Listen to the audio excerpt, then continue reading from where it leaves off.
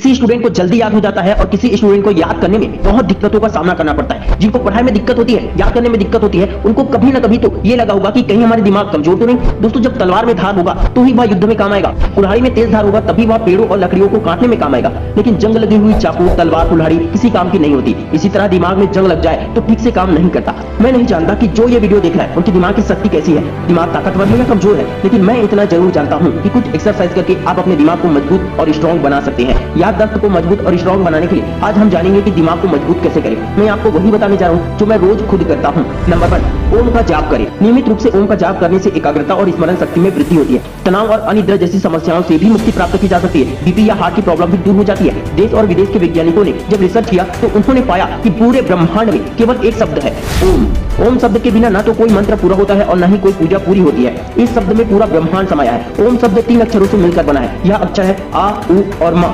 इसमें आ का अर्थ है उत्पन्न करना, उ का मतलब है उठाना और म का अर्थ है मौन हो जाना, यानी कि ब्रह्मलीन हो जाना। इसलिए आप जब भी ओम का उच्चारण करें तो इन 3 अक्षरों को ध्यान में रखकर करें। माना जाता है कि संपूर्ण ब्रह्मांड से हमेशा ओम की ध्वनि निकलती है। ओम के उच्चारण से ही शरीर के अलग अलग भागों में कंपन शुरू हो जाता है। जैसे कि आ शरीर के निचले हिस्से में मतलब पेट के करीब कंपन करता है। उ शरीर के मध्य भाग में कंपन होती है जो कि छाती के करीब होता है। म से शरीर के ऊपरी भाग में यानी कि मस्तिष्क में कंपन होती है। वैसे तो ओम का उच्चारण प्रातः सूर्योदय से पूर्व करना चाहिए। ओम का उच्चारण करने से पहले जमीन पर आसन लगाए और पद्मासन में बैठे। इसके बाद आंखें बंद करके सांस खींचे और फिर पेट से ओम की आवाज को निकालते हुए सांस छोड़ते चले जाएं। ओम का उच्चारण करते समय स्वर को जितना ऊंचा रखेंगे और जितनी गहराई से इसे बोलेंगे आपको इसके उतने ही बेहतर लाभ मिलेंगे। नंबर 2, ध्यान। स्वामी विवेकानंद जी मात्र 2-3 घंटा ही सोते थे। वे अधिकतर समय ध्यान करते थे। फिर भी वे इतनी तीव्र और तेज बुद्धि वाले थे कि उन्हें पेज के नंबरों के साथ हर पन्ने का वर्ड भी याद रहता था। शिव भगवान विष्णु का ध्यान करते हैं और विष्णु भगवान शिव का और ब्रह्मदेव विष्णु का ध्यान करते हैं। आप ओम का जाप करेंगे तो भी वो एक प्रकार का ध्यान है।